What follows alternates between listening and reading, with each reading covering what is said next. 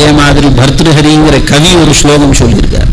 க்ஷீரேணாத்மதகோதகாய he குணாஹ தத்தாஃ புராதே கிலாஹ க்ஷீரோத்தாபமவேக்ஷ்யதேன பயசா ஸ்வாத்மா கிருஷானூதா கந்தும் பாவகமுன்மனஸ்ததபவது திருஷ்ட்வா து மித்ராபதம் யுக்தம் தேன ஜலேன சாம்யதி Saddam Maitree புனஸ்த்வீதிருஷி.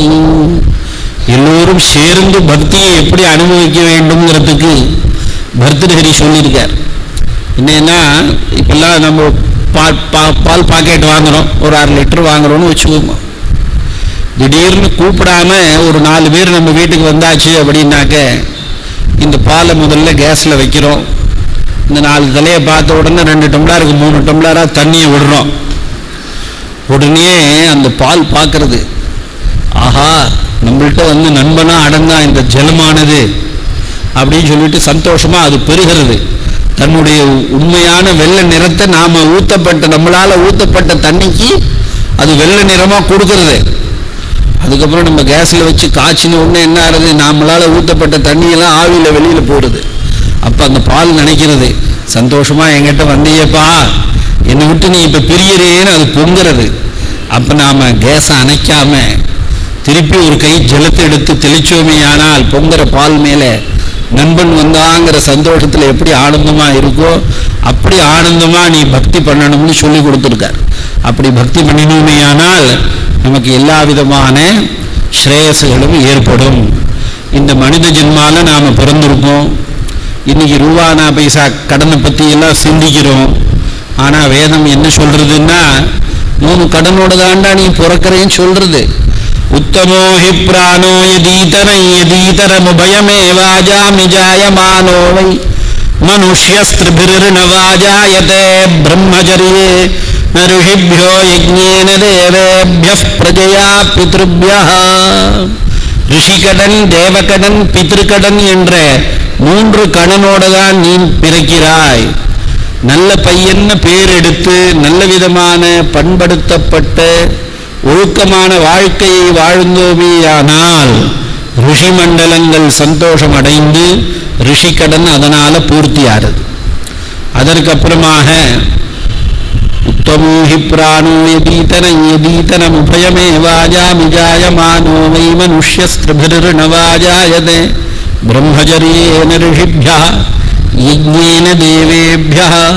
நிறைய பூஜை புனஸ்காரம் ஹோமங்கள் செய்தோமேயானால் தேவதைகள் சந்தோஷமடைந்து அனுகிரகம் செய்கிறது. பிரஜயாஹி மனுஷ்ய பூர்ணஹ. அப்பா அம்மாவுக்கு நல்ல குழந்தையாக நாம் நடந்து முதியோர் இல்லத்திலாம் சௌரியமா இருக்குன்னு கொண்டு விடாம நாம் அவங்களை பாதுகாத்து அவர்களுக்கு பணிவிடை செய்தோமேயானால் நமக்கு பணிவிடை செய்வதற்கு நல்ல புத்திரனை பெற்று எடுத்தோமேயானால் பித்ருக்கடனானது பூர்த்தியாகிறது. அதற்கப்புறமா பஞ்சவாயேதே மகாயஜ்ஞா சததி பிரதாயந்தே சததி சந்திஷ்டந்தே தேவயஜ்ஞ பித்ருயஜ்ஞோ பூதயஜ்ஞோ மனுஷ்யயஜ்ஞோ பிரம்மயஜ்ஞி 5 விதமான யஜ்ஞங்கள் பண்ண சொல்லி கொடுத்திருக்கு. இது மாதிரி நிறைய விஷயங்கள் நம்மளுடைய இந்து சனாதன தர்மத்தில் பொக்கிஷம் மாதிரி ரிஷிகள் பார்த்தார்கள். ஆருஷம் என்று பெயர். இந்த பிரத்யங்கிரா என்று இன்னைக்கு பல இடங்கள்ல இருக்கு. ஆனால் லலிதா சஹஸ்ரநாமத்தில் அந்த பிரத்யங்கிரியை பத்தி பின்னாடி ஒரு வாக்கியம் வருது. யோகாபிச்சாரம் குருத்தே நாம சாஹஸ்ர பாடகே நிவர்த்திய தத்கிரியாம் ஹன்யாத்து தம்வை பிரத்யங்கிரா ஸ்வயம். லலிதா தேவி உபாசனை செய்வர்களுக்கு ஏதாவது ஒரு இடங்கள் வந்தது ஆகில் அவளே பிரத்யங்கிராவாக மாதிரி அனுகிரகம் செய்கிறாள் என்று ரகசியமா வழிபட்டு வந்தார்கள். பிரத்யங்கிரஸ்னா அங்கிரஸ் பிரத்யங்கிரஸ் என்ற ஒரு 2 ரிஷிகள் அந்த தேவதையை பார்த்தார்கள். சில தியான ஸ்லோகங்கள்ல பார்த்தோமையானால் பாவனை பண்ணணும்னு இருக்கும். சில நமக்கெல்லாம் எப்படி வீட்டு விலாசமோ அது மாதிரி தேவதைகளுக்கு தியான ஸ்லோகம் உருவ அமைப்பெல்லாம் எழுதி வைத்திருக்கிறார்கள். ஆனா சில தியான ஸ்லோகத்தை படிச்சோம்னாக்க அப்படியே ஸ்மரணை செய்து கொள்ள வேண்டும், தியானம் பண்ணணும், பாவனை செய்யணும் அப்படின்னு இருக்கும். பிரத்யங்கிராம் பாவையேன்னு இருக்கு. பிரத்யங்கிரைய பாவனை செய்ய வேண்டும். சில ஸ்லோகங்களை எடுத்தோமேயானால் உருவ வழிபாட்டுக்கு எடுத்து இருக்கிறார்கள். அதனாலதான் இன்னும் காமாட்சியாலாம் இவர் அடிக்கடி போயிட்டு வரார். அங்க பார்த்தா எல்லாம் இந்த மகாவித்தியும் சொல்லுவானே தவிர எல்லாமே அங்க அருவமாக தான் இருக்கும், ரூபமாக நமக்கு தெரியாது. அதனால பல விஷயங்களை மறைய வைத்திருக்கிறார்கள் என்றால் ரகசிய நாமம்னு சொன்னார். ஏன்னா உள்ளுணர்வுல புரியணும். இது இத்தனைதான் நாம பாயசம்னாலும் அவர் சொல்றத கேட்டோம். அந்த பாயசத்தை குடிச்சாதானே அந்த ஒரு பாயசம் குடிச்ச ஒரு சந்தோஷம் வருது. அது மாதிரி ரகசியம்னா தான் அது என்னன்னு தெரிஞ்சுக்கணும். சிதம்பர ரகசியம்னா என்னன்னு போய் பார்க்கிறோம் இல்லையா? அது மாதிரி இது ரகசியம்னா பயம்படுத்தல. அந்த மாதிரி நீ உபாசனை பண்றதுக்கு தகுதியை வளர்த்து கொள்ள வேண்டும் என்பதற்காக பெரியோர்கள் சொல்லி இருக்கிறார்கள். அப்பேற்பட்ட ஒரு புனித வேளையிலே நாம் எல்லாம் ஒன்று கூடி இந்த தேவி மகாத்மியத்தை பற்றி தான் என்ன பேசணும்னு சொன்னார்கள். இருந்தாலும் சில விஷயங்களை பேசிக்கொண்டே இருக்கிறோம். இந்த தேவி மகாத்மியமானது நம்ம முதல்ல 4 சப்தசக்தி இருக்கு உலகத்தில். 4 சப்தசக்தி என்னப்பா அது அப்படின்னாக்க, மனுஸ்மிருதி, அதற்கு அப்புறமாக உங்களுக்கு மோட்ச சாஸ்திரமான பகவத்கீதை, அர்த்த சாஸ்திரமான சப்தசதி, அதற்கு அப்புறமாக வாத்ஸ்யாயனர் எழுதின ஒரு சூத்திரம். இந்த 4ம் உங்களுக்கு தர்ம அர்த்த காம மோட்சம் என்று பிரித்திருக்கிறார்கள். தர்மத்தை போதிப்பதற்காக மனுஸ்மிருதியும், அர்த்தத்தை நல்ல வழியில் சம்பாதித்து அதை விநியோகம் செய்து அதன் மூலம் மோட்சத்தை அடைவதற்காக தேவி மகாத்மியத்தையும், இல்லற வாழ்க்கையை அனுபவிப்பதற்காக வாத்ஸ்யாயனர் சொன்ன சூத்திரங்களையும், அதற்கப்புறமாக மோட்ச சாஸ்திரமான பகவத்கீதையையும் 700 மகான்கள் வைத்திருக்கிறார்கள். அதில் இந்த தேவி மகாத்மியம் என்று சொல்லக்கூடியது மிகவும் சக்தி வாய்ந்தது. மார்க்கண்டேய புராணத்தில் நடுப்புற 700 ஸ்லோகங்கள் வருது. இந்த 700 ஸ்லோகங்களும் 700 மந்திரங்கள் என்று சொல்லியிருக்கிறார்கள். ஏன்னா ஒவ்வொரு மந்திரத்திலையும் ஒவ்வொரு பீஜாட்சரம் கிடைக்கிறது. இன்னும் இந்த ஜெயலட்சுமி புக்குடி போல போனோமே ஆனால் மந்திராத்மக சப்தசதின்னு ஒரு புஸ்தகம் இருக்கு. அதுக்கு என்ன பண்ணியிருக்கா அப்படின்னா, இந்த 700 மந்திரத்துக்கு பீஜாட்சரத்துக்கு அங்கன்யாச கரன்யாசம் தியான ஸ்லோகம், என்ன ஹோமம் பண்ணணும், என்ன திரவியம்ங்கிறத எழுதியிருக்கு அந்த புஸ்தகத்தில். அதுக்கு பேர் மந்திராத்மக சப்தசதி என்று. அதனால 700 பீஜாட்சரங்கள் இருக்கு. 700 மகாமந்திரம். தத்கிருது நியாயேன தத்தன் நாம்னாம் ஜபேன தத்தத் பலம் சித்தியதி. உன்னால 700ஐயும் படிக்க முடியலன்னா ஏதோ ஒரு மந்திரத்தை படி போரும். பயமா இருக்கா? சர்வாபாதா பிரசமனம் திரைலோக்கியஸ்யாகிலேஸ்வரி. உனக்கு நல்ல மனசாந்தி ஏற்படணுமா? யாதேவி சர்வபூதேஷு சாந்தி ரூபேன சமஸ்திதா. உனக்கு நல்ல புத்தி வரணுமா? புத்தி ரூபேன சமஸ்திதா. இப்படி ஒரு மந்திரத்தையாவது நீ ஜபம் பண்ணலாம்னு சொல்லி இருக்கிறார்கள் சாஸ்திரங்களிலே. அந்த 700 மந்திரமும் 700 பீஜாட்சரம். சண்டின்னா ஜட்டி கோப்பைங்கிற ஒரு தாத்துலேருந்து வருது. எல்லாத்தையும் புதுசா உண்டாக்கும். நம்ம மனசுல என்ன தோன்றது? பூர்ணேஷு புனர்னவானாம் உற்பத்தய சந்தி மனோரதானாம். ஒரு விஷயம் பூர்த்தியாச்சுன்னா அடுத்த விஷயத்து மேல ஆசை வருது. சரி, ஒரு 1000 சதுரடி ஃபிளாட் வாங்கினோம் அப்படின்னா, சரி இப்போ உரகடம் பக்கத்தில் ஏதோ ஒன்று பெருசா 2000 சதுரடிக்கு போடுறான், பில்லா அதை வாங்கணும் ஆசை வருது. சரி, அதை வாங்கிட்டோம்னா ஒரு ஃபார்ம் ஹவுஸ். இப்படி ஒரு ஆசை முடிஞ்ச உடனே அடுத்த ஆசைகள் வருது. அது தர்மமா இருந்தா அது நடக்க போறது, அதர்மமா இருந்ததே ஆனால் நமக்கு சிரமம், கூட இருக்கிறவர்களுக்கும் சிரமம். அதனால அது தர்மமாக வரணுங்கிறதுக்காக தான் இந்த தேவி மகாத்மியத்தை நமக்கு உபதேசம் செய்து இருக்கிறார்கள். மார்க்கண்டேய புராணத்தில் அந்தர்கதமாக இந்த தேவி மகாத்மியமானது இருக்கிறது. ஏன்னா எப்பொழுது மனிதனுக்கு இந்த மாதிரி விஷயங்களை கேட்கணும்னு நமக்கு கோவிலுக்கு போகணும்னு எப்ப ஆசை வரும்? ஒரு வாரம் ஆபீஸ்ல ஒரே பிரச்சனையா இருந்ததுன்னா உடனே எந்த கோவிலுக்கு போகலாமா, பைரவருக்கு புனித சாத்தலாமா, வெண்ணெய் சாத்தலாமா அப்படின்னு கேட்பார்கள். அதனால கஷ்டம் நிறைய இருக்கும் பொழுதுதான் நமக்கு இறைவனிடத்துல போறதுக்கு ஒரு பக்தியானது வருது. அதனால இந்த தேவி மகாத்மியமும் ஒரு கஷ்டத்துல ஒரு சுகத்தை கொடுப்பதற்கு தான் வந்திருக்கு. சுரதோ நாம ராஜா பூத் சமஸ்தே க்ஷிதி மண்டலே தஸ்ய பாலயத சம்யக் பிரஜா புத்ரா நியூரசான். சுரதன்னு ஒரு ராஜா நல்லபடியா அரசாண்டு வந்தான். ஏன்னா ராஜாவா இருக்கிறது பெரிய கஷ்டம். ராஜானம் ராஷ்டிரஜம் பாபம், ராஜபாபம் புரோஹிதம், பர்த்தாரம் ஸ்திரீகிருதம் பாபம், சிஷ்ய பாபம் குரு விரஜேத். இந்த பிரஜைகள் செய்யக்கூடிய பாபங்கள் பூரா ராஜாட்ட போறது. ராஜானம் ராஷ்டிரஜம் பாபம், ராஜபாபம் புரோஹிதம்.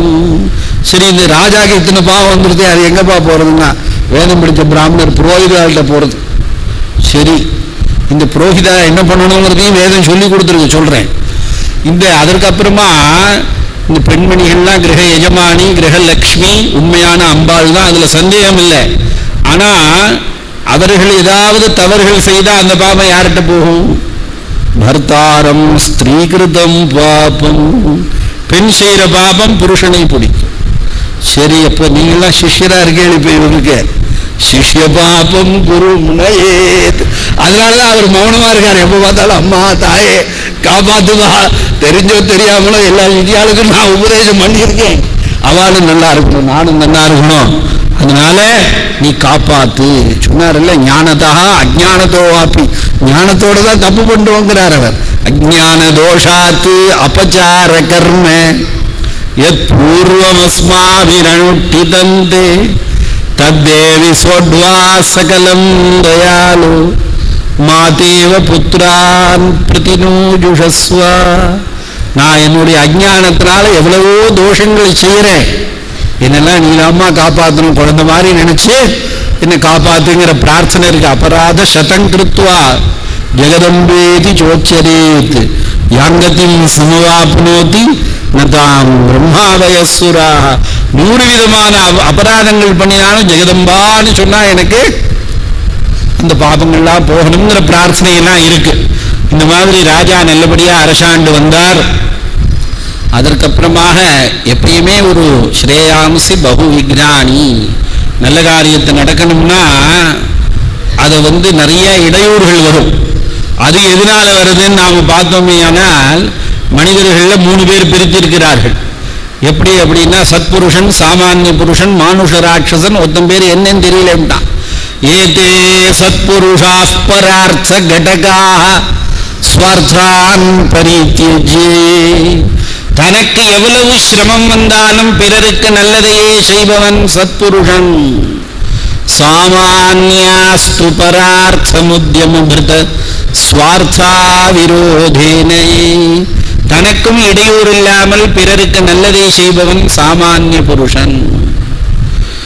ஏது பினந்தி நிரர்த்தம் தேமி மானுஷ ராட்சசாஃ பரஹிதம் ஸ்வார்த்தாய நிக்னந்தியே. தனக்காக பிறரை அழிக்கணும்னு நினைக்கிறவோ மானுஷ ராட்சசன். ஏது க்னந்தி நிரர்த்தகம் பரஹிதம் தேகே ந ஜானீமஹி. ஒரு நல்ல காரியத்தை கெடுக்கிறதுனால கெடுக்கிறவனுக்கும் பிரயோஜனம் இல்லை, கெடுக்கப்பட்டவனுக்கும் பிரயோஜனம் இல்லை. அப்படி இருக்கிறவனை என்ன பெயர் சொல்றதுங்கிறது எனக்கு தெரியலேங்கிறார் ஒரு கவி. அதனால அப்படி எல்லாருமா சேர்ந்து இந்த ராஜாட்ட சண்டைக்கு போய் அவனுடைய கோஷல் தனத்தெல்லாம் அபகரித்து அதுக்கப்புறமா அவன் பார்த்தான், சரி இதெல்லாம் ஒன்றும் உபயோகப்படாது. ஏகாக்கி அயமாருகிய ஜகாமகனம் வனம். ஒரு குதிரையை எடுத்துன்னு அவன் பாட்டு போயிட்டான். ஒரு குதிரை மேலே ஏறி ஆனந்தமா காட்டுக்கு போனான். அங்க போய் அப்படியே சுத்தி சுத்தி வரான். அங்க பார்த்தா சரி, இப்ப ராஜா பாடு இப்படி ஒரு திண்டாட்டம். அங்க ஒரு வைசியன், சமாதின்னு பேர் அவர். அவர் என்ன பண்ணார் அப்படின்னா, அவரும் குடும்பத்தாலே ஏமாற்றப்பட்டு எல்லாத்தையும் விட்டுட்டு அவரும் காட்டுக்கு வந்துடுறார். 2 பேரும் பார்க்குறான். பார்த்த உடனே என்ன பண்றதுன்னு 2 பேரும் ஸ்நேகம் ஆயிடுறான். இப்போ நம்ம பஸ்ஸில் போகும்போது, ரயிலில் போகும்போது, ஃப்ளைட்டில் போகும்போதெல்லாம் நமக்கு ஒரு பரிச்சயம் ஏற்படுற மாதிரி காட்டில் 2 பேரும் ஒருத்தருக்கு ஒருத்தர் பார்த்த உடனே இந்த ராஜா இவனோட துக்கத்தை வைசியன்ட்ட சொல்றான். சமாதிங்கிற வைசியன் அவருடைய துக்கத்தை ராஜாட்ட சொல்றான். இப்படி சொல்லி கொஞ்சம் தூரம் பேசிட்டே போகும்போது சதத்ராஸ்ரமத்ராக்ஷீது த்விஜவரியஸ்ய மேதசா. அப்ப பாருப்பா, அங்க ஒரு ஊட்டஜம் குடிசை தெரிகிறது, ஏதோ மந்திர சத்தம் கேட்கிறது, யாரோ ஒரு ரிஷியோ முனிவரோ தபஸ் செய்வார்கள் என்று நினைக்கிறேன். அங்க போய் நம்மளாம் பார்க்கலாம் அப்படின்னு சொல்றான். இந்த சாஸ்திரங்களுடைய ஒரு ஒரு தீர்மானமே என்னன்னா துஷ்ட நிகிரகம் சிஷ்ட பரிபாலனம். துஷ்டர்களை அவர்களுக்கு நல்ல புத்தி புகட்டுவது, சிஷ்டர்களை நல்லவர்களை காப்பாற்றுவதுதான் இந்த சாஸ்திரங்கள், பூஜைகள், சம்பிரதாயங்கள் எல்லாத்தனுடைய நோக்கமே அதுதான். உடனே இவர்கள் இருவரும் அங்க போய் ஆனந்தமா அந்த ஒரு இவரை பார்க்கிறார். சுமேதஸ்ங்கிற ஒரு முனிவரை பார்த்த உடனே அவர் அப்படியே அம்பாலோட ஒரு மகிமையெல்லாம் சொல்லி கவலைப்பட வேண்டான்னு ஒரு முதல்ல ஒரு அனுகிரகத்தை பண்ணி, எல்லாம் அம்பாள் இருக்காப்பா, ஒரு மாயா சக்தி இருக்கு அப்படின்னு சொல்லி முதல் அத்தியாயம் மதுகைட்டபவதம், 2வது அத்தியாயம் மகிஷாசுர சைன்யவதம், 3வது அத்தியாயம் மகிஷாசுரவதம், 4வது அத்தியாயம் தேவர்கள் ஸ்துதி, 5வது அத்தியாயம் சும்ப நிசும்பனுடைய தூதர்களுடன் பேச்சுவார்த்தைகள், 6வது அத்தியாயம் நிசும்ப சேனானி தூம்ரலோச்சன வதம், 7வது அத்தியாயம் சண்டமுண்டவதம், 8வது அத்தியாயம் ரக்தபீஜவதம், 9வது அத்தியாயம் நிசும்பவதம், 10வது அத்தியாயம் சும்பவதம், 11வது அத்தியாயம் தேவி ஸ்துதி, 12வது அத்தியாயம் பலஸ்துதி, 13வது அத்தியாயம் வரதானம் என்று ஒரு அழகா ஒரு சப்ஜெக்டை தயார் பண்ணி அந்த 700 மந்திரத்தை பிரித்து, இதெல்லாம் என்னன்னா நம்ம உடம்புலயே எல்லாம் இருக்கு. காம குரோத லோப மோக மத மாத்சரியம், அப்படி வஞ்சம், இப்போ பொறாமை, பொய், பேய் குணங்கள். பகவானே இப்போ கொஞ்சம் யோஜனை பண்றார். அம்பாள்லாம் யோஜனை பண்ணிட்டு இருக்கா. என்ன யோஜனை பண்றான்னா, முன்னாடி ஒரு ராமன் இருந்தா ஒரு ராமர் வந்தார், ஒரு கம்சன் இருந்தா ஒரு கிருஷ்ணர் வந்தார், புரியுறதா? ஒரு தூம்ரலோச்சனை இருந்தா, ஒரு சும்பம் இருந்தா, ஒரு ரத்த பீஜம் இருந்தா, ஒரு அம்பாள் இருந்தா. இன்னைக்கு எங்க பார்த்தாலும் ஒரே சும்பன், ஒரே கம்சன், ஒரே ராவணன். இப்படி இருக்கும்போது எங்கப்பா நான் வரது அப்படின்னு அம்பாளை யோஜனை பண்றா. நாமெல்லாம் சேர்ந்து பிரார்த்தனை பண்ணாதான் உலகமே நன்மை அடையும். அந்த உலகம் நன்மை அடைஞ்சா அதுல நாமும் நன்மையா இருக்கலாம். அதுக்கப்புறமா என்ன பண்ணாருன்னா, 700 மந்திரமா சில பேரை ஒரு சகஸ்ரநாமத்தை உட்காந்து வச்சு பூவை போட்டு வாடான்னாலே அவனால முடியாது. உடனே இந்த பக்கம் எழுதியால செல்போன் கொண்டுவான், அந்த பக்கம் அதை பார்ப்பான், இந்த பக்கம் எட்டி பார்ப்பான். நான் மந்திரம் சொல்றேன் நீ பூ போடுறான்னா அவனுக்கு முடியாது. அவனுடைய ஒரு ஜாட்யம், அதாவது அவனுக்கு இன்னும் ஒரு சோம்பேறித்தனம் அத்தனை இருக்கு அவன்கிட்ட. அதனால அவர் என்ன பண்ணார் அப்படின்னா, 7 நாள்ல படி தேவி மகாத்மியத்தை போறோம், அதுக்கு ஒரு சூத்திரம் தயார் பண்றேன், பாட்டோயம் வர்றக்காரா அப்படின்னு ஒரு சூத்திரத்தை தயார் பண்ணி, முதல் நாளைக்கு ஒரு அத்தியாயம் படிப்பா, 2வது நாளைக்கு 2வது 3வது அத்தியாயத்தை படி, 3வது நாளைக்கு 4வது அத்தியாயம் மந்திரம் படி, 4வது நாளைக்கு 5, 6, 7, 8 படி, 5வது நாளைக்கு 9வது 10வது அத்தியாயம் படி, 6வது நாளைக்கு 11வது அத்தியாயம் மந்திரம் படி, 7வது நாளைக்கு 12, 13 படின்னு சொல்லி கொடுத்தார்.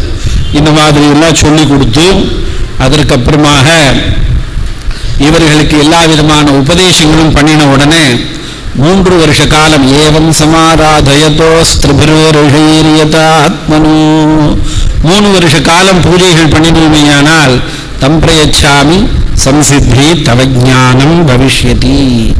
ஏவம் தேவியா வரம் லப்த்வா சுரதா க்ஷத்ரிய ரிஷபா சூர்யாஜன்ம சமாசாத்தியே சாவர்ணிஹி பவிதா மனு. இந்த வைஷ்யன் ஞானத்தை கேட்டான். இந்த ராஜா திருப்பி ராஜ்யத்தை கேட்டார். அதற்கப்புறமா மன்வந்தர அதிபதிக்கும் அனுகிரகம் பண்ணியிருக்கா அம்பாள்.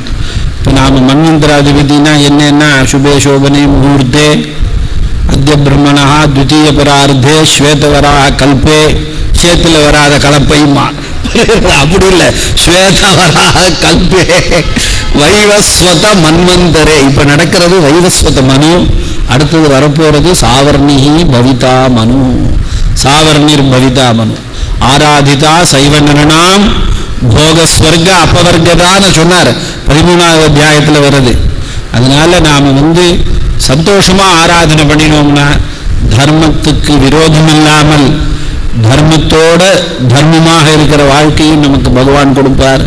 தர்மத்தோட பணங்காசியும் கொடுப்பார், தர்மத்தோட காமத்தையும் கொடுப்பார், தர்மத்தோட மோட்சத்தையும் கொடுப்பார் என்று பொருள் 7 பேர் வியாக்கியானம் எழுதியிருக்கார். இந்த தேவி மகாத்மியத்துக்கு 7 பேர் இருக்கா. இங்க இருக்கிற நம்ம 200 பேர் சேர்ந்தா கூட அந்த தேவி மகாத்மியத்தை வச்சு அலசி ஆராய்ஞ்சு PhD 200 பேரும் PhD பண்ணலாம். அத்தனை விஷயம் இதுல இருக்கு. இது தேவி மகாத்மியம்ங்கிறது ஏதோ எல்லாரும் வரா, ஏதோ கடகடான்னு ஹோமத்தை பண்றா, ஏதோ இருக்கிறதெல்லாம் தூக்கி ஹோமண்டத்தில் போடுறா, சம்பாவனை வாங்குறா போடுறாங்கிறது அப்படி அர்த்தம் இல்லை. இது உலகத்துல நல்லதையே உண்டு பண்ணக்கூடிய ஒரு சக்தி இந்த தேவி மகாத்மியத்துக்கு இருக்கு. இன்னொன்னு என்னன்னா, இந்த நித்திய கர்மா, இந்த யாவஜீவம் அக்னிஹோத்திரம் ஜுகுயாதுன்னார். இந்த அக்னிஹோத்திரம் இதெல்லாம் உங்களுக்கு நம்மளுடைய ஸ்வதர்மமா எடுத்திருக்கு. அதெல்லாம் இந்த ஸ்ரீவித்ய பூஜை அப்படி இல்லை.